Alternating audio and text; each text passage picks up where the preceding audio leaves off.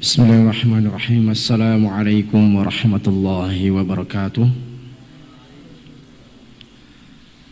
Innal hamdalillah nahmaduhu wa nasta'inuhu wa nastaghfiruh wa na'udzu billahi min shururi anfusina wa sayyiati a'malina. May yahdihillahu fala mudilla lahu wa may yudlil fala hadiya lahu. Asyhadu an la ilaha illallah wahdahu la syarika lahu wa asyhadu anna Muhammadan 'abduhu wa rasuluh. يا أيها الذين آمنوا اتقوا الله حق تقاته ولا تموتن إلا وأنتم مسلمون أما بعد فإن أصدق الحديث كتاب الله وخير الهدي هدي محمد صلى الله عليه وسلم وشر الأمور محدثاتها فإن كل محدثة بدعة وكل بدعة ضلالة وكل ضلالة في النار. Para santri yang saya hormati, alhamdulillah kita bersyukur kepada Allah Azza wa Jalla. Di malam hari ini Allah masih memberikan kita banyak kenikmatan. Di antaranya kita masih diberikan oleh Allah nikmat sehat, di mana teman-teman kita Allah Ta'ala berikan ujian dengan sakit. Semoga Allah Ta'ala berikan kepada mereka kesabaran, dan semoga rasa sakitnya bisa menjadi kafarah atas dosa-dosa yang telah mereka lakukan, dan semoga Allah Subhanahu wa Ta'ala memberikan kepada mereka banyak pahala dengan ujian yang Allah Ta'ala berikan kepada mereka. Demikian juga kepada kaum muslimin yang lain dimanapun mereka berada yang ditimpa berbagai macam ujian, semoga Allah Ta'ala berikan kesabaran, dan semoga Allah Tabaraka wa Ta'ala berikan solusi sehingga bisa keluar dari berbagai macam ujian yang Allah Ta'ala berikan. Ma'asyiral muslimin rahimani wa rahimakumullahu jami'an. Kita masih di tafsir juz amma, ya, masih di surah Al-Ikhlas. Nah, di surah Al-Ikhlas ini surah Makkiyah atau Madaniyah? Surah Makkiyah, ya, yang terdiri 4 ayat. Dan ternyata para ulama menyebutkan bahwa surah Al-Ikhlas ini memiliki banyak nama. Di antaranya disebutkan dengan nama Suratul Iman, Surah Al-Iman. Kemudian ada yang menyebutkan pula surah Qul Huwallahu Ahad, disebut dengan ayat yang pertama. Ya, ada yang menyebutkan dengan suratul Tauhid, karena memang isinya tauhid. Ya. Dan suratul Al-Ikhlas, surah Al-Ikhlas ini disebutkan kenapa diberikan nama dengan surah Al-Ikhlas. Minimal ada 2 alasan. Alasan yang pertama, karena surat ini berbicara tentang keikhlasan, ya, berbicara tentang keikhlasan, membersihkan dari segala sesuatu. Ya, alasan yang kedua, surah ini diberikan nama dengan suratul Ikhlas karena surat ini hanya berbicara tentang Allah Azza wa Jalla. Tidak ada pembicaraan tentang hukum atau pembicaraan dengan yang lainnya. Pembicaraannya hanya tentang Allah Azza wa Jalla. Ya, siapa itu Allah? Maka di surah Al-Ikhlas ini Allah Tabaraka wa Ta'ala perkenalkan dirinya. Ya, siapa Allah Azza wa Jalla? Ya. Kemudian berikutnya bahwa suratul Ikhlas, surat Al-Ikhlas ini berbicara tentang nama dan sifat Allah Tabaraka wa Ta'ala. Ya, Qul Huwallahu Ahad, Allahus Samad, lam yalid wa lam yulad wa lam yakul lahu kufuwan ahad. Di situ ada nama Allah Tabaraka wa Ta'ala Ahadun, Al-Ahad. Bicara tentang nama dan sifat Allah Tabaraka wa Ta'ala. Maka para ulama menyebutkan betapa pentingnya seorang hamba itu mengenal nama dan sifat-sifat Allah Tabaraka wa Ta'ala. Di antara sebab ketika kita mengenal nama dan sifat Allah Tabaraka wa Ta'ala, mengenal sifat dan nama Allah itu menjadi sebab terbesar seseorang masuk ke dalam surga. Sebagaimana disebutkan oleh Rasul sallallahu alaihi wasallam dalam hadis yang sahih yang diriwayatkan oleh Al-Imam Al-Bukhari, "Inna lillahi tis'atan wa tis'ina isman, mi'atan illa wahidan, man ahsaha dakhalal jannah." Sesungguhnya Allah Tabaraka wa Ta'ala itu memiliki 99 nama. Mi'atan illa wahidan, 100 kurang 1. Wa man ahsaha dakhalal jannah, maka barang siapa yang ahsaha, dia menghitungnya, maka dia akan masuk surga. Apa yang dimaksud ahsaha? Dikatakan oleh Al-Imam Ibnul Qayyim Al-Jauziyah rahimahullahu ta'ala, ahsaha yang dimaksud dalam hadis tersebut, wa man ahsaha dakhalal jannah, barang siapa yang ahsaha, menghitungnya, dia masuk surga. Di sini ada 3 tingkatan. Ada tingkatan. Kata Ibnu Qayyim, maratibu ihsa'i asma'illahi azza wa jalla thalathun. Tingkatan-tingkatan menghitung nama-nama Allah azza wa jalla itu ada 3. Yang pertama, ihsa'u al-fadhiha wa madluluha. Menghitung lafaz-lafaznya dan apa yang ditunjukkan oleh lafaz tersebut. Tingkatan yang kedua, fahmu ma'aniha wa madluluha, memahami maknanya dan apa yang ditunjukkan oleh makna-makna tersebut. Yang ketiga, wa du'auhu, berdoa dengan menggunakan nama dan sifat Allah Tabaraka wa Ta'ala.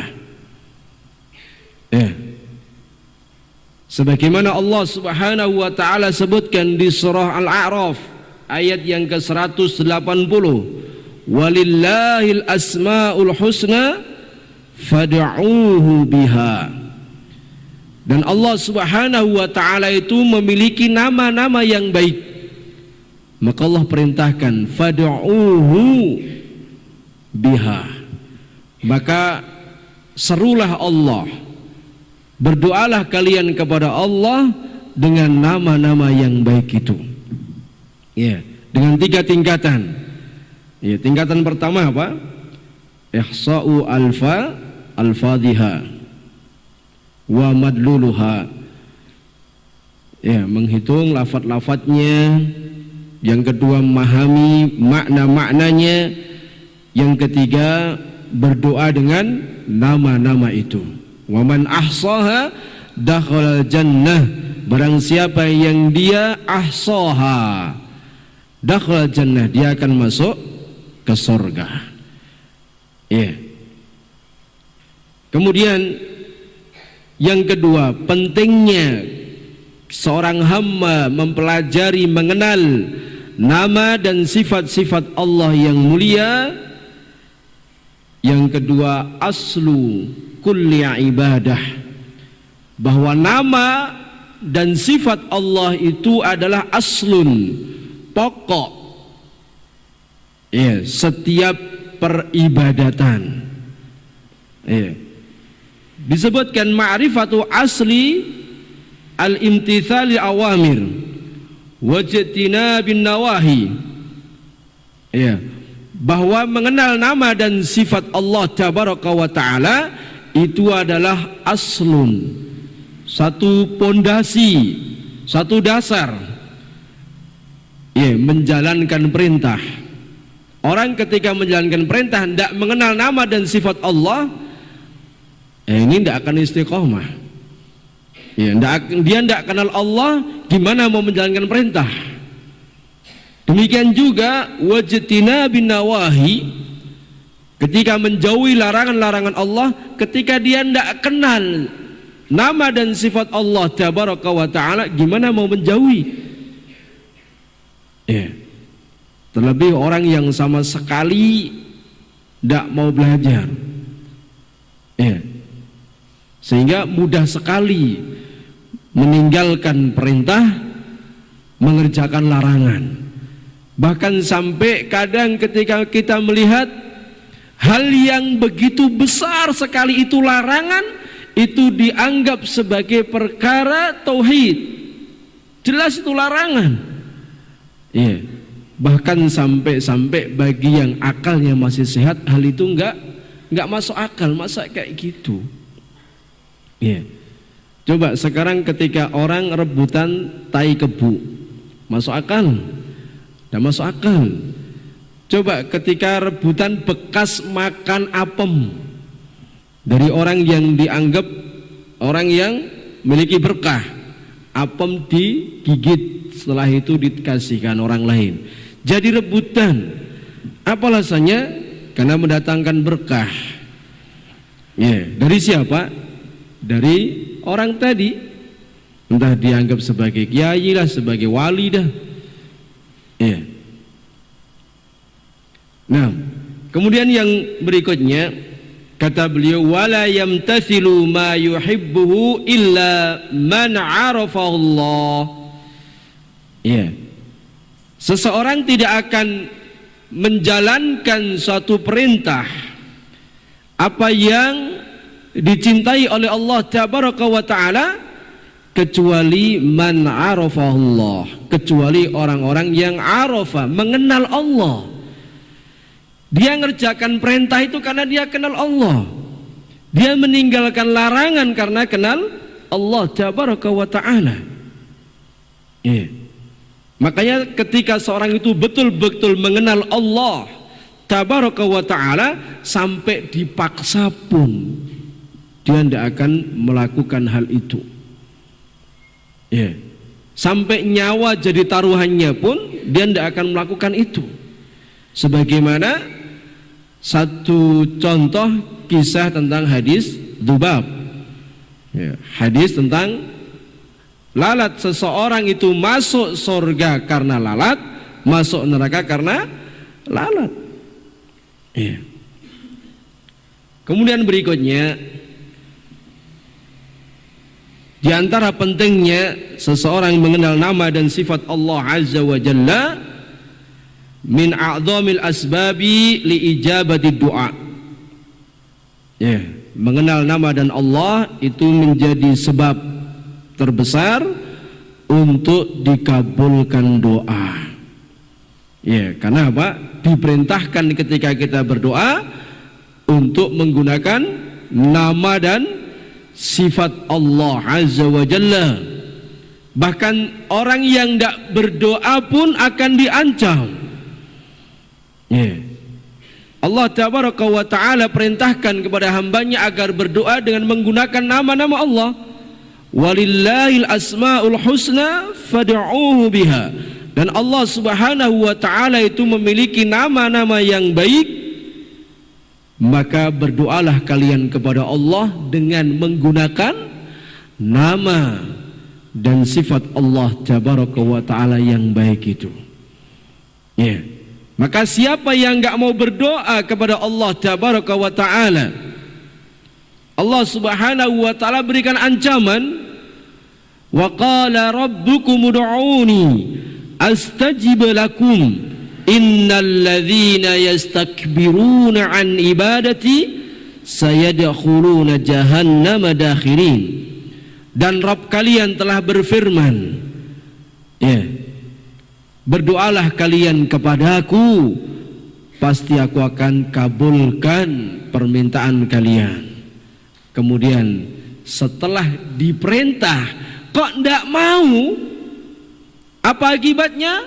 Berikutnya, innalladzina yastakbiruna an ibadati, sesungguhnya orang-orang yang mereka menyombongkan diri, tidak mau beribadah, berdoa kepada Allah, sayadkhuluna jahannama dakhirin, maka Allah Subhanahu wa taala akan masukkan dia ke dalam neraka Jahannam dalam keadaan hina. Rasul sallallahu alaihi wasallam juga menyebutkan, man lam yas'alillaha yaghdab alaihi, barang siapa yang tidak meminta kepada Allah, maka Allah murka. Ya, inilah pentingnya kita mengenal nama dan sifat Allah tabaraka wa ta'ala, sehingga jangan sampai kita berdoa tanpa menggunakan nama dan sifat Allah tabaraka wa ta'ala. Ya, pakai nama dan sifat Allah tabaraka wa ta'ala sesuai dengan apa yang akan kita minta. Ya, kita minta ampunan dengan menyebut ya Ghaffar. Kita meminta rezeki, ya Razzaq. Ya, jangan dibalik. Ya, jangan dibalik, nanti nggak sesuai. Nah, kemudian berikutnya, di antara pentingnya kita mengenal nama dan sifat Allah tabaraka wa ta'ala, yaitu akan mendatangkan kecintaan dari Allah tabaraka wa ta'ala, sebagaimana hadis yang telah kita sebutkan kemarin dari sahabi Aisyah radhiyallahu ta'ala anha, ketika Rasul sallallahu alaihi wasallam mengutus seseorang dalam peperangan, kemudian orang ini ketika mengimami pasukan, ya, dia tutup bacaan solatnya sebelum rukuk dengan surah Al-Ikhlas, Qul huwallahu ahad. Nah, maka ketika pasukan ini pulang, maka para jamaah melaporkan kisahnya ini kepada Nabi sallallahu alaihi wasallam. Ya, bahwa si fulan ini kalau mengimami, ya, sebelum rukuk, maka dia senantiasa membaca surah Al-Ikhlas, Qul huwallahu ahad sampai akhir. Maka Nabi sallallahu alaihi wasallam perintahkan kepada sahabat yang bertanya, kalau begitu tanya aja sama dia langsung, apa niatan dia kalau setiap salat, ya, sebelum rukuk dia baca surah Al-Ikhlas, apa tujuan dia, apa niatan dia, apa maksud dia, tanya aja, kan dia masih hidup. Ya, inilah bagaimana sikapnya seorang alim. Ya, mengajak apa? Tabayun. Ada masalah tentang fulan, tanya aja langsung orangnya. Ya, punya HP kan? Punya, telepon. Kalau enggak, bisa di WA. Kalau enggak, tanya langsung. Maka Nabi SAW ketika ditanya para sahabatnya, tanya aja langsung. Ya, li ayyi syai'in yasna'u dzalik. Ya, dia atas dasar apa dia melakukan itu? Apa tujuan dia, apa niatan dia? Maka setelah ditanya, maka orang ini dia menjawab, karena di dalam surah Al-Ikhlas ini berisi tentang sifat-sifat Allah tabaraka wa ta'ala, sehingga aku membaca surah Al-Ikhlas di dalam salat sebelum rukuk karena dasar itu, karena isinya tentang sifat Allah tabaraka wa ta'ala, wa ana uhibbu dzalika, dan saya cinta sekali dengan surah Al-Ikhlas karena isinya tentang sifat Ar-Rahman, sifat Allah tabaraka wa ta'ala. Maka apa yang terjadi? Rasul sallallahu alaihi wasallam kabarkan sama beliau bahwa sesungguhnya Allah subhanahu wa ta'ala mencintai beliau. Apa sebabnya Allah mencintai dia? Karena dia mencintai surah Al-Ikhlas, dan itu karena sebab tahu isinya. Apa isinya? Sifat Ar-Rahman. Tidak sebagaimana orang awam, dia cinta surah Al-Ikhlas karena pendek. Beda maksud kan? Beda maksud. Jadi kalau ada imam baca surah Al-Ikhlas, saya seneng sama dia. Saya dia. Kenapa? Karena dia bacanya pendek-pendek. Kalau dia dicintai sama Allah, dia tahu. Dia tahu karena surah Al-Ikhlas itu isinya sifat Allah Azza wa Jalla, sehingga dia baca itu karena itu. Dia baca karena itu sampai dia katakan wa ana uhibbu dzalika, dan saya cinta sekali dengan surat itu, sehingga sampai umpamanya baca surah Al-Baqarah berapa ayat atau berapa lembar sebelum Allahu Akbar, dia tutup dengan surah Al-Ikhlas. Kemudian di rakaat berikutnya dia tutup lagi dengan surah Al-Ikhlas. Ini kan mesti makmum tanda tanya, kenapa? Kan gitu. Seandainya ini terjadi di kita pun mesti juga sama, sebagaimana kejadian di masa para sahabat Nabi Shallallahu Alaihi Wasallam. Sama. Kenapa? Gitu loh. Ya ditanya. Ternyata ada dua maksud. Ternyata maksudnya di kita dengan para sahabat berbeda. Kalau maksudnya sahabat ini dia membaca karena cinta, dengan surah itu karena isinya tentang sifat Allah Tabaraka wa Ta'ala. Kalau kita sekarang cintanya karena itu pendek. Jadi beda. Sehingga hadiahnya pun juga beda. Kalau dia mendapatkan kecintaan dari Allah, kalau ini nggak dapat. Nah, itulah pentingnya kalau ketika kita memahami nama dan sifat Allah Tabaraka wa Ta'ala.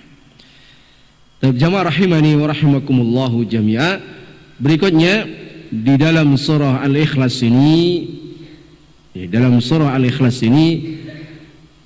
ada faedah yang bisa kita ambil dari ayat yang pertama, yaitu apa? Kita diajari tentang tauhid.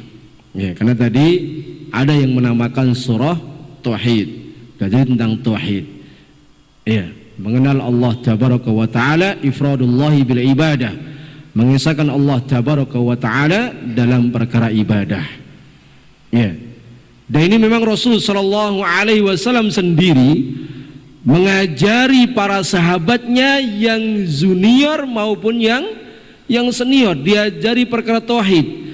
Sampai seorang sahabat junior yang masih kecil yang bernama Abdullah bin Abbas radhiyallahu taala anhu, itu pun diajari oleh Rasul Shallallahu Alaihi Wasallam agar mulai dari kecil itu sudah mulai bisa menjaga Allah Tabaraka wa Ta'ala, bertauhid. Sampai disebutkan ihfadillah yahfadka, jagalah Allah Tabaraka wa Ta'ala, nanti Allah akan menjagamu. Diajari sejak kapan? Sejak kecil. Sejak dia masih kecil. Karena di situ ada banyak faedah jamaah rahimani wa rahimakumullah. Ketika seorang itu menjaga Allah Tabaraka wa Ta'ala, maka Allah Tabaraka wa Ta'ala akan menjaga dia. Para ulama menyebutkan bagaimana seorang hamba menjaga Allah Tabaraka wa Ta'ala. Satu, menjaga ibadah kita agar senantiasa ikhlas hanya untuk Allah Tabaraka wa Ta'ala. Menjaga ibadah, jangan sampai kita beribadah kepada selain Allah Tabaraka wa Ta'ala, karena bentuk kesyirikan itu bisa syirik besar. Dia beribadah kepada selain Allah Tabaraka wa Ta'ala. Yang kedua, dia beribadah kepada Allah juga niatannya untuk selain Allah Tabaraka wa Ta'ala, seperti sholat bukan untuk Allah Tabaraka wa Ta'ala, tapi untuk selain Allah Tabaraka wa Ta'ala. Yang kedua, menjaga hak Allah Tabaraka wa Ta'ala, yaitu dengan kita menjaga wudu kita, salat kita. Wudunya dijaga, salatnya dijaga. Yang ketiga, menjaga lisan kita agar tidaklah lisan ini digunakan kecuali dua. Sebagaimana Rasul sallallahu alaihi wasallam telah habarkan, man kana yu'minu billahi wal yaumil akhir falyaqul khairan aw liyasmut. Barang siapa yang dia beriman kepada Allah dan hari kiamat, maka hendaknya dia ucapkan baik, kalau enggak diam. Dua ini aja, jaga lisan. Rasul sallallahu alaihi wasallam pernah ditanya, sebagaimana disebutkan dalam hadis dari sahabat Abu Hurairah radhiyallahu taala anhu, suila Rasulullah sallallahu alaihi wasallam an aktsari ma yudkhilun nas an-nar. Ya, Rasul sallallahu alaihi wasallam ditanya, amalan apa yang kebanyakan manusia itu masuk ke dalam neraka? Terjerumus ke sana itu kebanyakannya dari perbuatan apa? Ya. Maka Rasul sallallahu alaihi wasallam menjawab, qala al-famu wal farju. Ya, kebanyakan manusia itu terseret ke neraka karena dua hal. Al-famu, karena lisan. Ya. Makanya kalau sampai di truk saja ditulis ya, ndak ngurusi lambe turah. Ya. Sudah diem, pokoknya diem, mau bilang apa-apa udah diem kan gitu. Ya. Nah, berbahaya. Nah, sampai amalan baik saja, amalan yang luar biasa saja, itu bisa terkalahkan dengan satu perbuatan buruk dari lisan. Sebagaimana disebutkan dalam hadis dari Miqdad radhiyallahu taala anhu, Rasul sallallahu alaihi wasallam itu pernah didatangi seorang, disebutkan kisahnya dua wanita. Wanita yang pertama, wanita ini kalau malam sholat malam, gak setiap orang bisa. Ya. Kemudian kalau siang dia berpuasa. Ya. Dia juga sodaqotun bi athwar, dia sodakoh dengan apa? Dengan makanan yang terbuat dari gandum. Ya. Sodakoh bi athwar.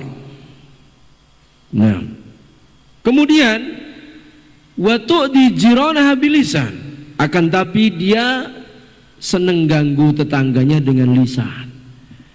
Maka Rasul sallallahu alaihi wasallam telah katakan, la khaira fiha wa hiya min ahlin nar. Perempuan ini tidak ada baiknya.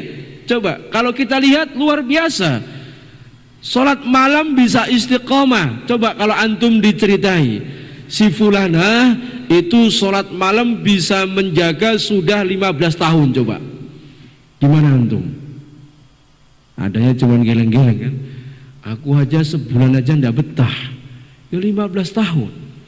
Coba dia puasa sunnah, diizinkan sama suaminya puasa sunnah, anggaplah 10 tahun dia jaga Senin Kamis.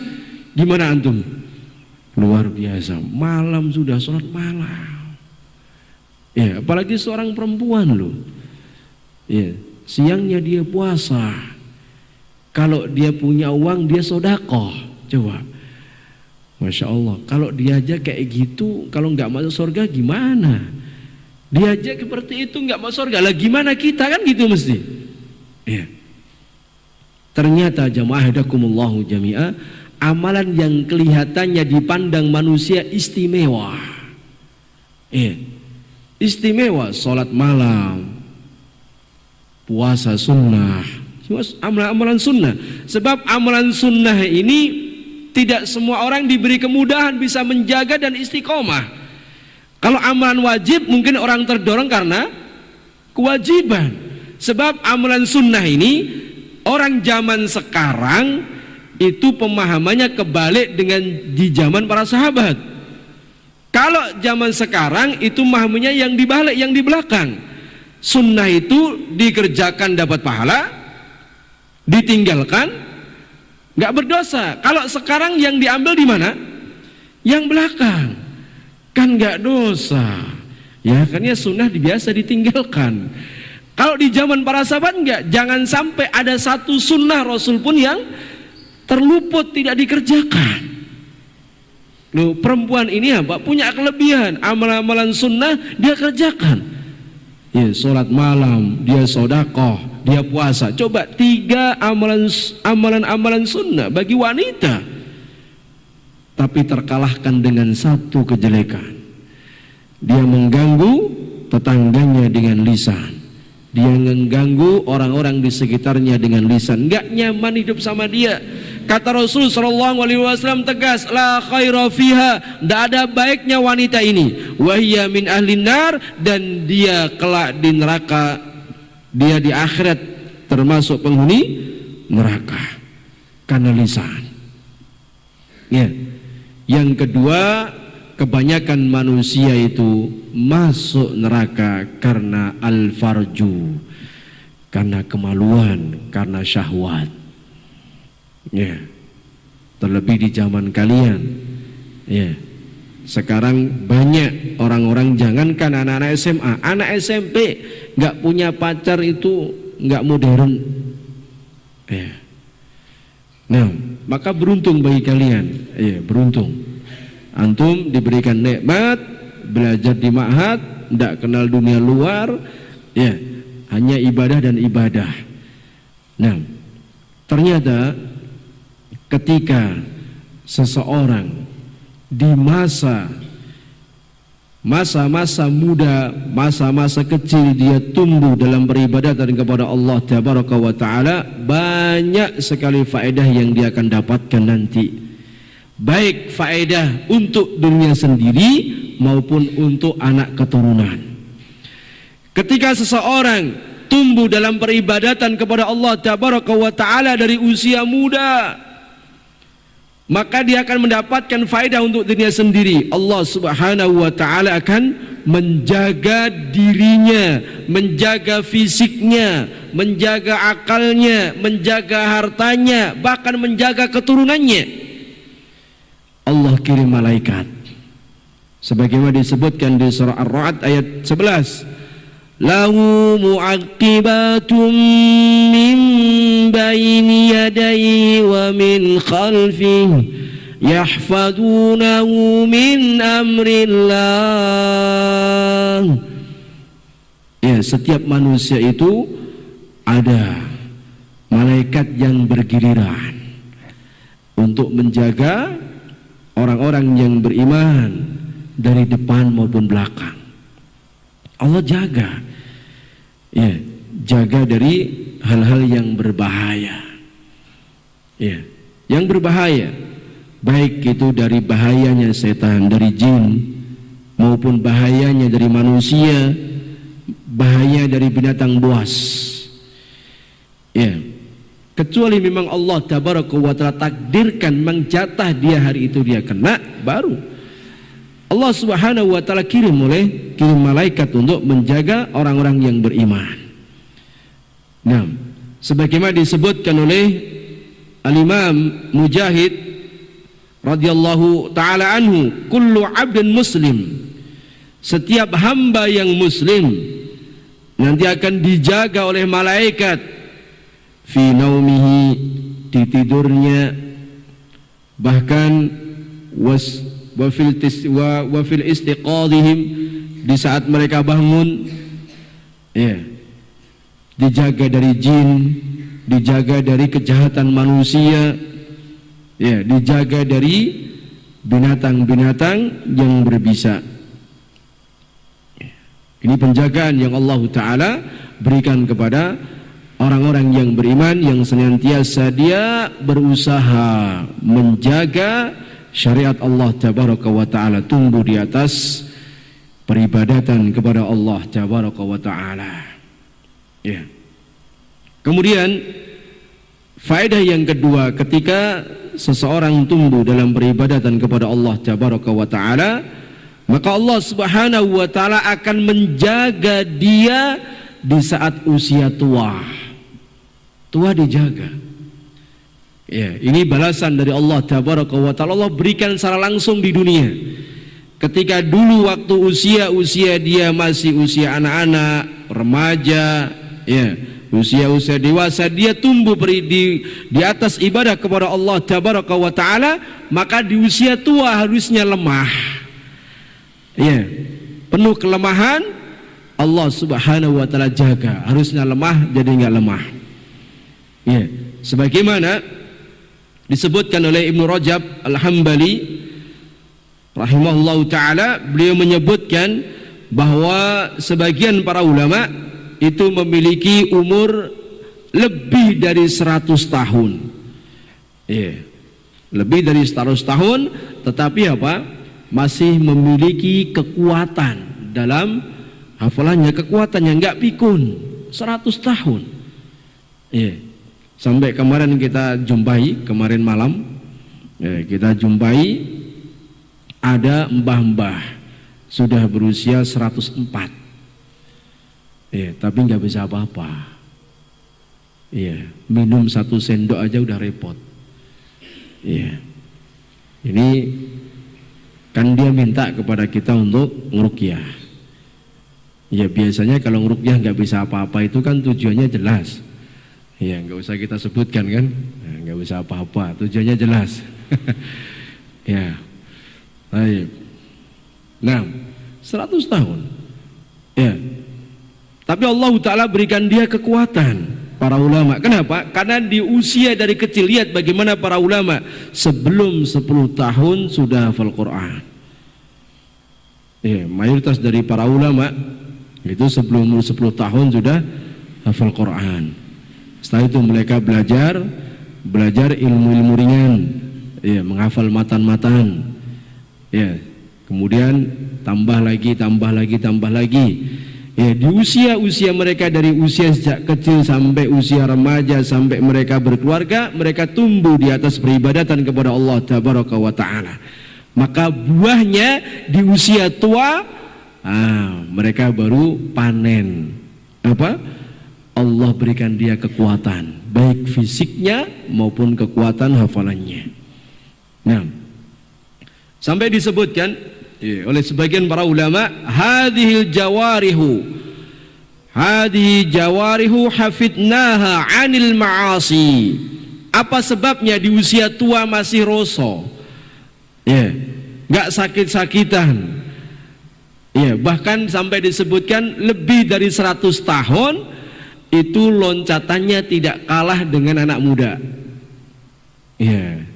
Kalau sekarang jangankan meloncat, makan aja kalah, ya, jalan aja kalah, ngarit saja udah kalah, ya, hujan aja udah nggak berani.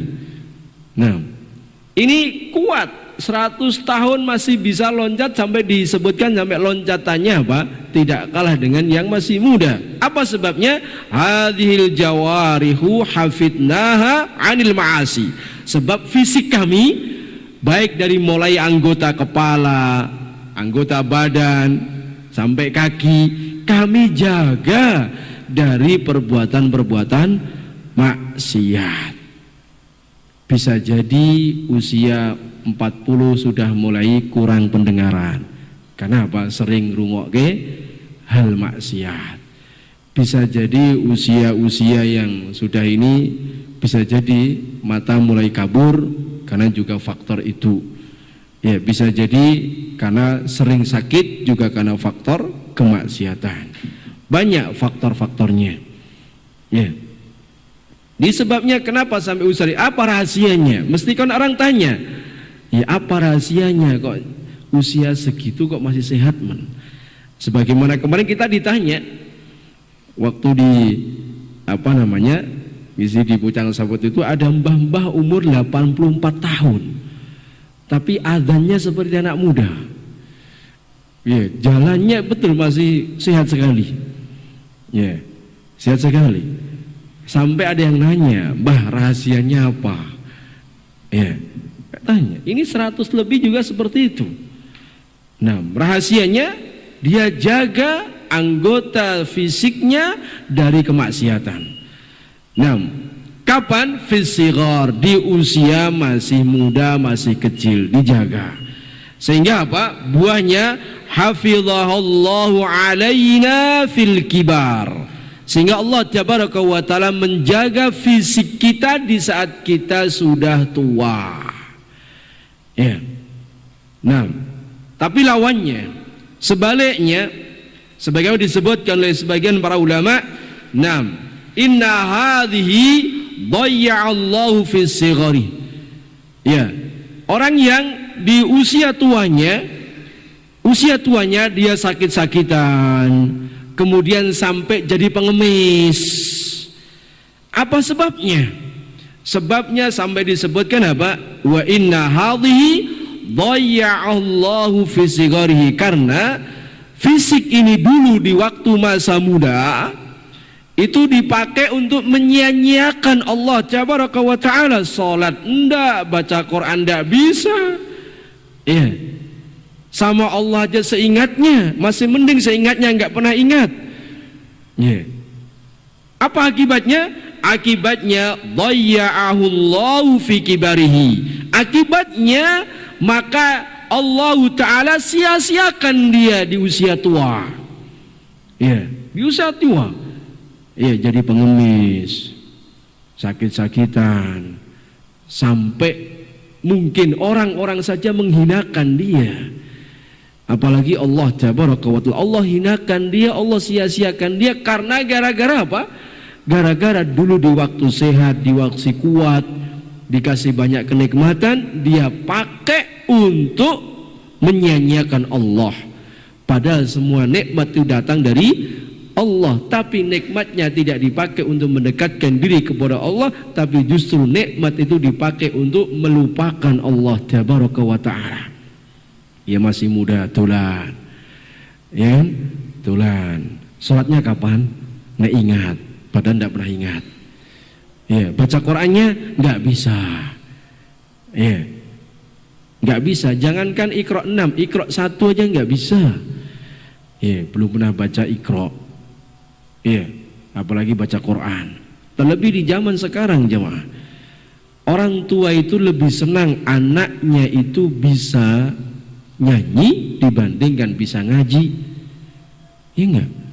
Anaknya bisa ngaji itu enggak biasa, seakan-akan orang tua itu biasa. Tapi kalau anaknya bisa ngaji, orang tuanya bisa ketawa, bahkan bersyukur, alhamdulillah, terima kasih Bu Guru, anak saya sudah bisa nyanyi. Ya, dikiranya gurunya berhasil. Ya. Nah, maka bersyukur antum para santri diberikan nikmat oleh Allah Tabaraka wa Ta'ala di usia-usia kalian. Ya, seharusnya kebanyakan umumnya usia kalian itu usia bermain, usia mengejar nafsu, tapi Allah Ta'ala pilih antum, ya, antum diberikan kesempatan belajar di ma'had, belajar Al-Quran, konsentrasi ibadah, banyak berdoa, tidak dikenalkan dengan dunia-dunia luar yang begitu apa? Begitu mengkhawatirkan di usia-usia muda. Ya. Nah, mungkin begitu. Semoga Allah Tabaraka wa Ta'ala menjaga kita, dan semoga Allah Tabaraka wa Ta'ala berikan kita kemudahan untuk menjaga Allah, menjaga syariatnya, diberikan kemudahan menjalankan perintahnya, dan diberikan kemudahan meninggalkan larangannya.